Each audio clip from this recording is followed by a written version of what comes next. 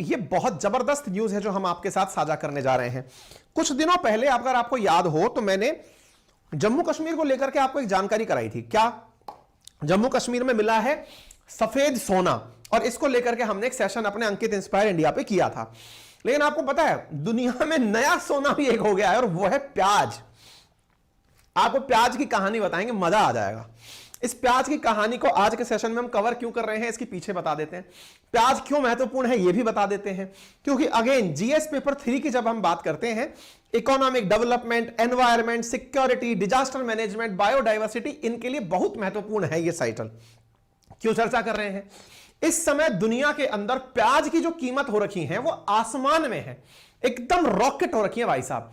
और इस रॉकेट वाली स्थिति में दुनिया भर के अंदर प्याज के जो हालात हैं वो आज के सेशन में चर्चा का विषय है। प्याज कितनी बड़ी चीज हो सकता है ये मैं आपको बताऊंगा। फिलहाल न्यूज की कटिंग में आप इतना देख लो, दुनिया फूड क्राइसिस की चिंता में है प्याज की शॉर्टेज के चलते। Onion shortage could trigger a global food crisis, food healthy diet worries. आप यहां पर देख सकते हैं, onion is the new gold. Onion shortage could trigger a global food crisis. प्याज की कमी वैश्विक खाद्यान्न संकट ला सकती है, या वैश्विक खाद्यान्न संकट का एक नमूना बन सकती है। आइए चर्चा करते हैं। अपन यहां पर अब ये इसकी चर्चा जब कर रहे हैं, इसके पीछे मैं थोड़ी कहानी बताता हूं। आप में से बहुत से लोगों को लगा प्याज की तो बात है, इसमें कौन सी नई बात है, बताते हैं। प्याज क्या, लाल प्याज, सफेद प्याज, प्याज प्याज खाने के बाद जिसको स्मेल आती है, अक्सर लोग ये सोचते हैं कि मैं किसी से मिलने जाऊंगा तो प्याज खाकर नहीं जाऊंगा, लेकिन साहब सब्जी में इसके बिना आनंद नहीं आता है। हालात ऐसे हैं कि एक बार की बात है जब इंडिया ने पोखरण परमाणु परीक्षण किया था, उस समय पर प्याज की कीमतें आसमान छू गई थी। सर इससे इस बात का क्या लेना देना है? अरे हम ये बताने की कोशिश कर रहे हैं कि भारत में एक बार प्याज का संकट आया था। अटल जी की सरकार चुनौती फील कर गई थी। कहा जाता है कि उस समय हुए बाई इलेक्शन असल मायने में प्याज के कारण हुए इलेक्शन थे। सरकारों को यह लगने लग गया था कि प्याज के कारण अब देश चल नहीं पाएगा, सरकारें बदल दे, उसका नाम प्याज है। प्याज को हल्के में मत लेना भाई साहब। प्याज की कहानी को एक बार इतिहास से जोड़ते हैं, फिर वर्तमान पर लाएंगे। भाई साहब बात है परमाणु परीक्षण पोखरण की। 99 के अंदर परमाणु परीक्षण के कारण हमारे यहां पर प्याज की बहुत ज्यादा महंगाई बढ़ गई थी। हुआ क्या था, आप यहां पर खबर देखिए 1998 की। India's hottest political issue the price of onion. New York post के अंदर, न्यूयॉर्क टाइम्स के अंदर यह खबर छपी थी। हुआ क्या था, आप सभी को मालूम होगा, भारत ने मई 1998 के अंदर राजस्थान के जैसलमेर जिले के पोखरण नामक स्थान पर परमाणु परीक्षण किया था। अटल जी की सरकार हुआ करती थी। अब होता क्या है ना, परमाणु परीक्षण होता कैसे, मतलब बॉम्ब चला के आप देखते कैसे हो? आप अगर खुली हवा में चला दो तो लोग वैसे ही मर जाएं। तो असल मायने में उस समय भारत ने जब परमाणु परीक्षण किया था तो जनाब जमीन के अंदर बहुत गहरा गड्ढा खोदकर वहां न्यूक्लियर बॉम्ब चलाया था। बहुत गहरा गड्ढा खोदकर जब न्यूक्लियर बॉम्ब चलाया तो न्यूक्लियर बॉम्ब की सबसे बड़ी खासियत होती है कि इसमें से रेडिएशन बाहर निकलती है, और रेडिएशन बाहर निकलती है तो लोग उससे पीड़ित होकर मर सकते हैं। ऐसी स्थिति में उस रेडिएशन को सोखा कैसे जाए, तो इसका जवाब था प्याज। हालांकि इस बात को अभी तक डिस्क्लोज नहीं किया गया है, लेकिन भारत ने लाखों टन प्याज जो है ना वो उस गड्ढे में भरा था, ऐसा मीडिया रिपोर्ट्स में है। उस मीडिया रिपोर्ट्स के हवाले से यह पता चला था कि भारत सरकार ने उस गड्ढे के अंदर विकिरण बाहर ना निकले इसलिए प्याज भर दिया था, और प्याज भरने से विकिरणें बाहर नहीं निकली थी, और जब विकिरणें बाहर नहीं निकली थी तो न्यूक्लियर का जो हमने परीक्षण किया था उस वजह से हम लोगों को नुकसान नहीं हुआ, राजस्थानियों को भी नुकसान नहीं हुआ, सरकार को नुकसान हो गया। कैसे? हमने प्याज तो लिया था किसी और काम में, लेकिन साहब ये तो खाने के लिए पैदा किया गया प्याज था, किसी की तैयारी नहीं थी कि ऐसा कुछ होगा। भाई साहब इंडिया के अंदर प्रोटेस्ट शुरू हो गए। भारत के अंदर हालात 1998 और 1999 में ऐसे हुए कि उस समय वाजपेयी जी की सरकार हुआ करती थी, और आप देखें लोगों ने इस तरह से सरकार की मजाक बनाने के लिए प्याज के कार्टून, प्याज की तस्वीरें, प्याज बांटने के कैंपेन, ये सब शुरू किए थे सरकार को चिढ़ाने के लिए। फाइनली फिर दोबारा से इलेक्शन हुए। उस समय के हिसाब से सोचो, अक्टूबर 1998 में भारत के अंदर प्याज के प्राइसेस 60 रुपए किलो थे, जो 60 रुपए किलो आज भी नहीं है। उस समय 60 रुपए किलो थे। आप इससे अंदाजा लगा लो भारत के अंदर क्या हालात हुए थे उन दिनों। ठीक है, हालांकि सरकार दोबारा चुनाव करने गई, परमाणु परीक्षण की न्यूज तब तक बाहर आ गई थी, फिर अटल जी की सरकार रिपीट कर गई। अब आप पूछेंगे इस बात को क्यों बता रहे हैं? यह बताने के लिए कि प्याज संकट हमने भी देखा है, अब आपको दुनिया का संकट दिखाते हैं। चलिए यात्रा कराते हैं आपको। फिलहाल जो जानकारी हम आपके सामने दे रहे हैं, यही सेम पिक्चर जो 1998 में भारत ने देखी थी, इस समय फिलीपींस में देखी जा रही है। फिलीपींस के अंदर लोग गोल्ड की जगह एक दूसरे को प्याज भेंट कर रहे हैं। कुछ तस्वीरें आई हैं। फिलीपींस कहां है बाय द वे? तो अगर आप देखें आसियान कंट्री, मैंने आपको कल परसों अंकित इंस्पायर इंडिया पे भी बताया था, अंकित इंस्पायर आरएनए में बताया था, भारत ने अपनी सबमरीन कहां भेजी थी? यहां पे फिलीपींस को अगर याद हो तो हाल ही में हमने ब्रह्मोस दी है, अगर याद आ रही हो। आसियान कंट्री है, साउथ चाइना सी से टच होती है। ये रहा फिलीपींस, राजधानी मनीला। आप बता दीजिए कौन सी बैंक का यहां पर मुख्यालय है, कमेंट बॉक्स में जल्दी बताइए। ठीक है, यहां पर भी देख सकते हो, ये रहा फिलीपींस। अच्छा, यहां पर आप देखें तो कुछ तस्वीरें ऐसी निकल कर आ रही हैं। लोग शादियों की रस्मों के अंदर एक दूसरे की निशानी के लिए प्याज भेंट कर रहे हैं। आप तस्वीरें और देखें तो यहां पर 100 किलोग्राम प्याज की स्मगलिंग होते हुए पुलिस पकड़ रही है। प्याज को एक जगह से दूसरी जगह स्मगल किया जा रहा है। यहां पर रेड पड़ रही हैं क्योंकि लोग प्याज को इसलिए चुरा कर ले जा रहे हैं क्योंकि यह बहुत महंगा हो गया है। कितना महंगा हो गया है सर? हमारे यहां पर 10, 20, 50 रुपए किलो टाइप से होगा, वहां पर कितना हो गया है मैं आपको बताता हूं। अगर भारतीय करेंसी के अंदर, बहुत सही, एडीबी का मुख्यालय है, मनु, आंचल, जिनेजी, राजू, मनीषा, मोहित बिल्कुल सही जवाब दे रहे हो। अब सवाल सुनो साहब, सर प्याज कितना महंगा हो गया है ऐसा कि लोग उसकी स्मगलिंग कर रहे हैं, ब्रेड के पैकेटों में चुरा कर ले जा रहे हैं। चलो आप एक बार अज्यूम करो कितना महंगा हो गया होगा। आप कहेंगे सर दूसरे देश की करेंसी से हमें क्या लेना देना? अरे मैंने कहा इंडियन करेंसी में कंपेयर कर लो, इंडिया के हिसाब से कंपेयर कर लो। वहां की मुद्रा है फिलीपींस की पैसो, पैसों को इंडिया में कन्वर्ट करोगे 1.5 रुपए का एक पैसो है। इंडिया के मुकाबले अगर वहां के पैसों का कंपैरिजन कर लिया जाए तो 1000 रुपए किलो प्याज चल रहा है वहां पे इंडियन करेंसी में। 1000 रुपए किलो प्याज, ये रहा भाव। 1051 रुपए किलो प्याज चल रहा है। 700 पैसो, एक पैसो लगभग 1.5 रुपए का है। आप इधर देखिए, यहां के हालात ऐसे हैं कि प्याज की चोरियां हो रही हैं। सर एक देश के अंदर ही तो हालात बिगड़े हैं, आप तो ऐसे बता रहे हो दुनिया के एक देश में प्याज संकट पैदा हो गया। क्या फर्क पड़ गया इससे? फर्क क्या पड़ गया? अरे मेरे प्यारे मित्रों, ऐसी स्थिति जब यूक्रेन के अंदर सब युद्ध हुआ था तो हम सब कितने बुरी तरह त्रस्त हुए थे। देखा, युद्ध चल ही रहा है, पाकिस्तान बर्बाद हो चुका है, श्रीलंका बर्बाद हो चुका है, नेपाल कब्र में टांग लगा के खड़ा हुआ है, यूके के हालात खराब है, 3 प्रधानमंत्री बदल गए। आप कहेंगे इसका मतलब? मैंने कहा हुआ तो युद्ध संकट यूक्रेन में था, आपको क्या हालत बिगड़ गई? दुनिया इतनी ज्यादा ग्लोबलाइज हो चुकी है मेरे प्यारे साथियों कि दुनिया के किसी एक देश में सर्दी जुकाम भी ढंग से लग जाए ना, आपका देश खराब हो जाएगा। हल्के में मत लेना। दुनिया इतनी ज्यादा वैश्वीकरण की तरफ हो चुकी है। हम समझते हैं वसुधैव कुटुंबकम, दुनिया नहीं समझती, बस फर्क इतना मान लो। कहना क्या चाहते हो? मैंने कहा जो फिलीपींस में हुआ है ना, वो दूर नहीं है अपन से। अरे सर कई समुंदर पार करके आएगा। हमने कहा बहुत बढ़िया, समुंदर पार करके आएगा, पैसिफिक ओशन पार करके चाइना का कोरोना अमेरिका पहुंच गया था, मार दिया उसको ले जाके लपेटे में। हल्के मत ले लेना। कहना क्या चाहते हो? हमने कहा लो मत सुनो, कहना ये चाहते हैं इधर देखो प्याज की हो रही है स्मगलिंग, प्याज के कारण डिपार्टमेंट ऑफ एग्रीकल्चर कह रहा है हमने इतने कब्जे कर लिए, फलाने कर लिए। और देखो बेटा ये हालत क्यों हुए, वैसे मैं बता दूं इसके हालात ऐसे क्यों हुए, क्योंकि प्याज की कहानी के पीछे फिलीपींस में 2022 में खूब सारे तूफान आए थे, फसलें हो गई चौपट, इनके पास हो गया अनाज खत्म। संयुक्त राष्ट्र और विश्व बैंक पहले से चुनौती दे रखे हैं प्याज के संकट की। मैं आपको बताऊं, ये जो देख रहे हो खाली कैरेट रखे हुए कहां के हैं पता है? ये यूके के फूड मार्ट्स के अंदर प्याज गायब है, प्याज पहुंच ही नहीं रहा वहां पे। आप कहेंगे फिलीपींस से पहुंचता था क्या? हमने कहा नहीं। तो बोले फिर? अरे हमने कहा दुनिया भर के अंदर रशिया यूक्रेन युद्ध का एक और प्रभाव भी है, और वो क्या है? फर्टिलाइजर नहीं पहुंच रहा भाई। तेल, गैस और फर्टिलाइजर, इन तीनों का बादशाह कौन? रूस। क्या कर दिया? अपने जानने वाले देशों तक फर्टिलाइजर भी नहीं पहुंचा पाया। अमेरिकी प्रभाव के कारण लोगों ने लेने से डर लग गए, इंडिया वाले नहीं डरे, बस बच गए। ऐसी स्थिति में जब फर्टिलाइजर नहीं पहुंचा तो प्याज नहीं होगा, और प्याज नहीं होगा उसका स्थिति क्या है वो आप देख लीजिए, फूड संकट उत्पन्न हो गया। तो ऐसी स्थिति में जो ये फूड संकट उत्पन्न हुआ है इसके बारे में यूएन तक बता चुका है। अब और थोड़ा अपडेट ले लो, फरवरी 12, 2023 की खबर है। मोरक्को नामक एक देश है, उसने इस चीज को भांपते हुए कहा कि वो अपनी तरफ से सब्जियां एक्सपोर्ट करने पर बैन लगा रहा है, सब्जियां नहीं बेचेंगे। आपका दिमाग पीछे पीछे सवाल पूछ रहा होगा, ये बताओ सर सबसे ज्यादा कौन बेचता है प्याज, सबसे ज्यादा कौन खरीदता है प्याज? सब बताऊंगा, पहले माहौल तो बना लो। अगला माहौल सुनो।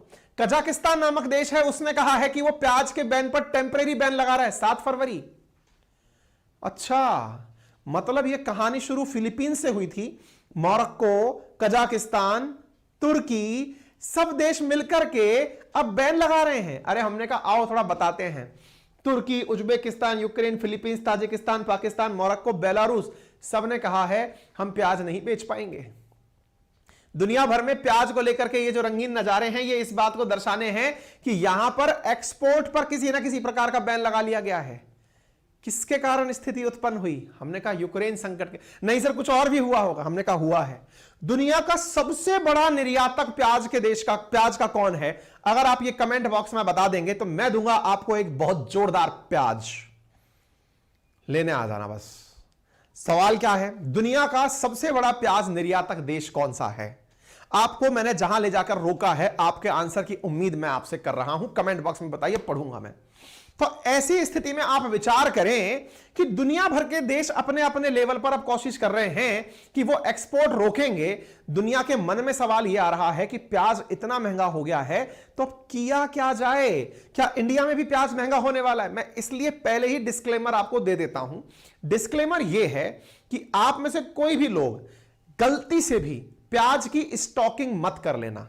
मतलब कि यार प्याज बहुत महंगा होने वाला है, चलो एक ट्रक भर के रख लो। क्योंकि भारत में इस प्रकार के प्रोविजन है कि अगर आप गलती से गलत स्टॉक करते हुए पाए गए तो नाप दिए जाओगे। एग्जैक्टली फिलीपींस में भी अब उन स्टॉकिस्ट ने जिन्होंने प्याज को अपने पास चुरा के या छुपा के रख लिया है, उनके पास रेड पड़ रही है। समझ रहे हैं आप? तो बी केयरफुल। अब यहां पर कमेंट में आने लग गए आंसर। एक बच्चे का आंसर सही आ रहा है जिसने वहीं पर सही दिमाग लगाया और उसने सही आंसर दिया है। नाम उसका हम वापस नहीं निकाल पा रहे हैं, आगे निकल गया। एक मिनट, हाँ बिल्कुल सही। अरे नाम अंकित है तो भाई साहब इस बच्चे ने मजा कर दिया है, क्या बात है। अंकित चौबे का आंसर आया नीदरलैंड। विनय ब्लॉक का आंसर आया नीदरलैंड। क्यों? गणेश नागर का आंसर आया नीदरलैंड। कारण पता है क्या है? कारण यह है कि ये समझदार थे। कैसे समझदार थे? इन्होंने हमारी उस स्लाइड को देख लिया कि सर कहां से लौट कर वापस आए। स्लाइड के अंदर हम नीदरलैंड से वापस हुए थे। अब आइए इधर। दुनिया में सबसे ज्यादा जो प्याज का दिक्कत है ना, वो शुरू कहां से हुआ है? नीदरलैंड से। नीदरलैंड दुनिया में सबसे ज्यादा प्याज निर्यातक है। मैं यहां पर पहुंच गया था, जिन्होंने नजरें गड़ाई हुई थी वो पकड़ गए।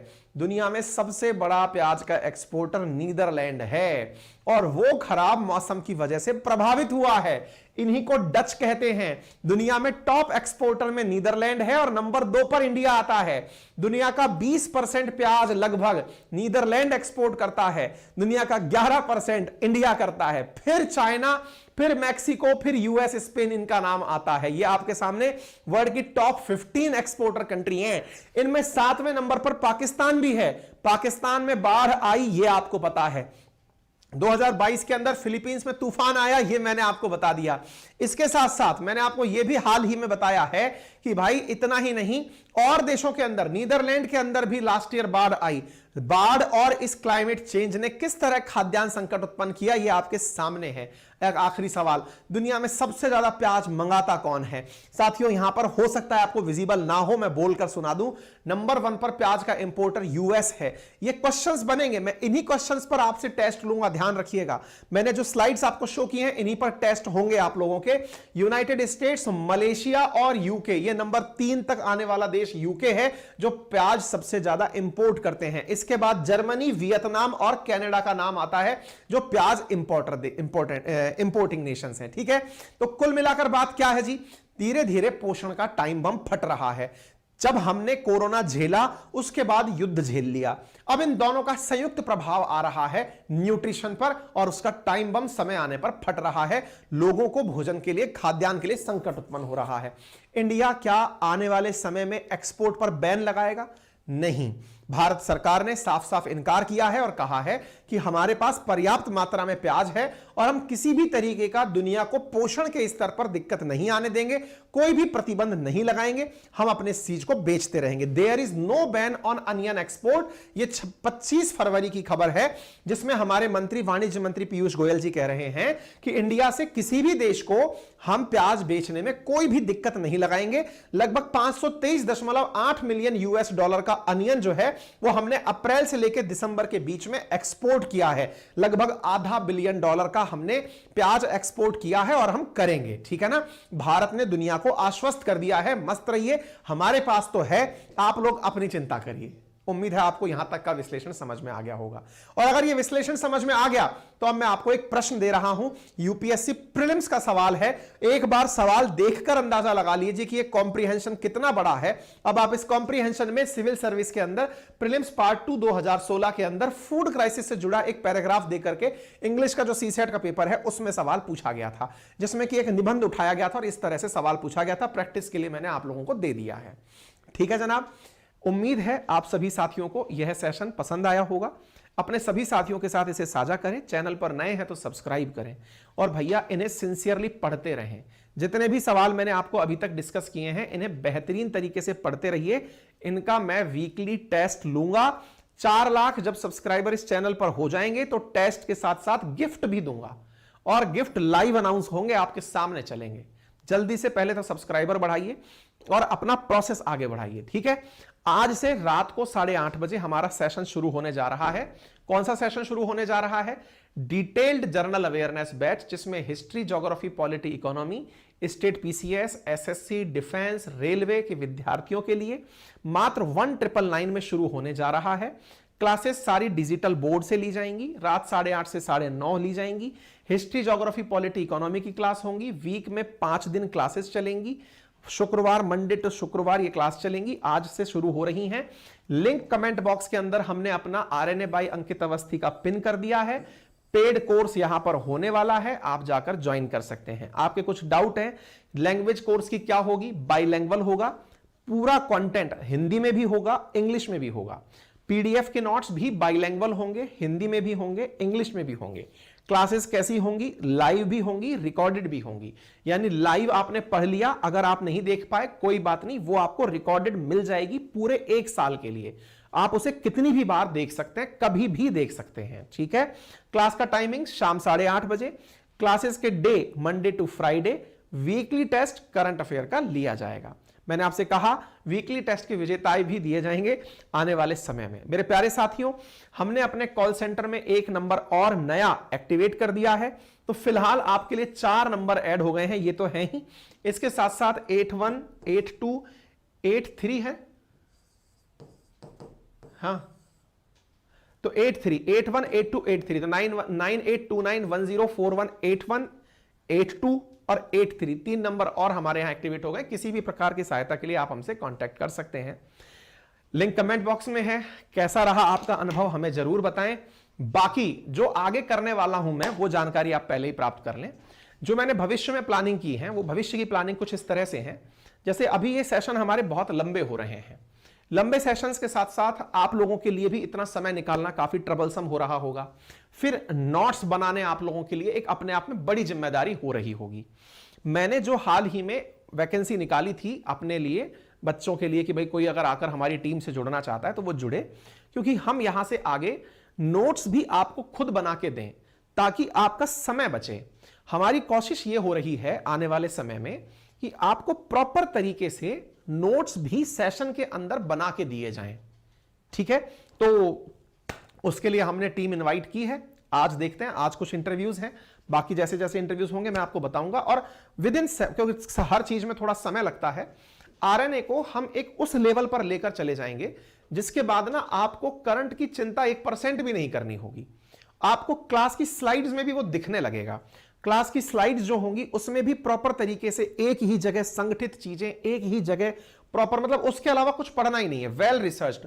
तो थोड़ा सा उसमें समय लग रहा है, चिंता मत करिए। एक्सप्लेनेशन का पार्ट मेरा है, लेकिन जो कंटेंट का पार्ट है ना, उसको मैं मजबूत कर रहा हूं और बहुत अच्छे से हम उस पर करेंगे। ऐसे ही जो हमारा जीके वाला पार्ट होने जा रहा है रात को, उसमें भी हम कुछ वैसा ही प्लान कर रहे हैं। उसके लिए भी हमने कंटेंट टीम इनवाइट की है, ऑलरेडी कंटेंट बन भी रहा है, बन भी चुका है, लेकिन फिर भी उसको भी ऐसा बनाया जाए कि फिर उसके अलावा कुछ ना पढ़ना पड़े।